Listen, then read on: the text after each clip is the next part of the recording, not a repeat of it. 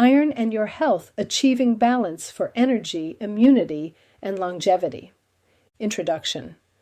Iron is more than just a mineral. It's an essential nutrient your body depends on to function at its best. From transporting oxygen in your blood to fueling your energy levels and supporting brain and immune function, iron is involved in nearly every vital process. Yet, while iron deficiency is widely recognized as a common issue, fewer people realize that too much iron can also silently damage your health. Keeping your iron levels balanced is critical for avoiding both fatigue and long-term organ strain. Life stages like menstruation, pregnancy, menopause, or aging, as well as diet choices and chronic health conditions, can all influence how much iron your body needs. This comprehensive guide explores the roles of iron in the body, how to identify signs of imbalance, and the best ways to maintain optimal iron status naturally and safely. Why your body needs iron. Iron plays a central role in the production of hemoglobin, the protein in red blood cells that carries oxygen from your lungs to tissues throughout your body.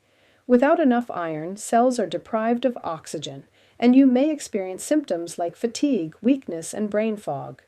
Iron also contributes to energy metabolism, helping your cells convert food into usable energy. It's essential for neurotransmitter production, influencing memory, mood, and concentration. In the immune system, iron supports the activity of immune cells that defend against infection, and it even contributes to hormone regulation, including thyroid and reproductive hormones. Because of these diverse roles, even small fluctuations in iron levels can lead to significant changes in how you feel, think, and move through your day. Iron deficiency: causes, symptoms, and risks. Iron deficiency is the most common nutritional deficiency in the world. It may result from insufficient intake, blood loss, poor absorption, or increased physiological needs. Common causes include menstruation, pregnancy, gastrointestinal disorders, and dietary patterns low in heme iron, such as vegan or vegetarian diets. As iron levels drop, you may begin to notice subtle signs: a persistent sense of fatigue that doesn't improve with rest, pale skin, lightheadedness, or shortness of breath even during mild exertion. You might develop headaches or difficulty concentrating.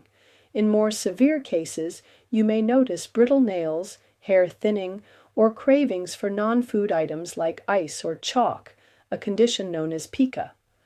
Left unaddressed, iron deficiency can lead to anemia, impairing physical performance, increasing the risk of infection, and in pregnant individuals affecting fetal growth and development. Iron overload: the risks of excess. Iron. While iron deficiency gets more attention, iron overload can be equally harmful. Conditions such as hereditary hemochromatosis cause the body to absorb and store too much iron. Over time, the excess builds up in organs like the liver, heart, and pancreas, causing inflammation and eventually leading to damage. Men and postmenopausal women who don't lose iron through menstruation are more at risk of accumulation. Taking iron supplements unnecessarily or without lab testing can also lead to toxicity. Symptoms of excess iron may include joint pain, fatigue, skin discoloration, digestive issues, or irregular heartbeat. If left untreated, chronic iron overload can lead to serious complications including cirrhosis, heart failure, diabetes, and an increased risk of cancer. Iron and life stage shifts. Your iron needs shift throughout life. Children and adolescents need iron to support growth. People who menstruate typically require more due to monthly blood loss. During pregnancy, iron demands increase to support the fetus and placenta. After menopause, iron requirements drop significantly and the risk of excess rises.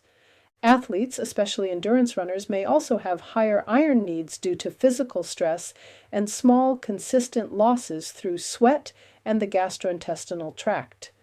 Knowing where you fall in this spectrum is key to tailoring your diet and supplementation appropriately. How to monitor and measure iron status. The most accurate way to assess iron levels is through blood testing. A full iron panel includes ferritin, which reflects iron stores, serum iron, transfer and saturation, and total iron binding capacity.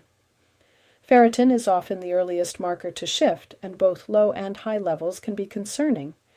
Regular testing is particularly important for those at higher risk: people on restrictive diets, pregnant individuals, those with a history of anemia, or those supplementing iron without supervision.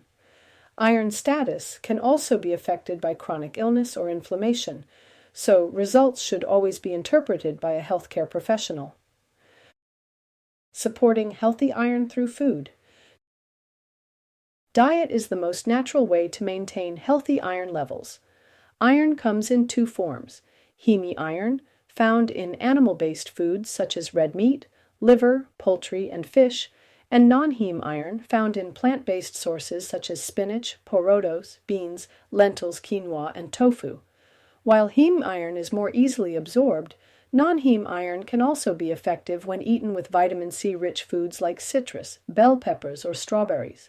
On the other hand, substances such as tea, coffee, dairy, and calcium supplements can block iron absorption when consumed with meals.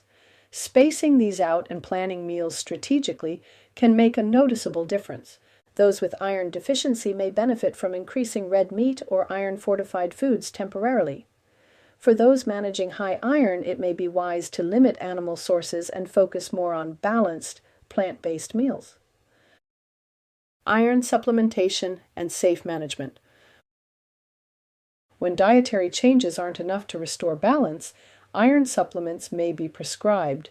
These are often in the form of ferrous sulfate or gluconate and should always be used under medical guidance, as excessive supplementation can raise iron to dangerous levels quickly.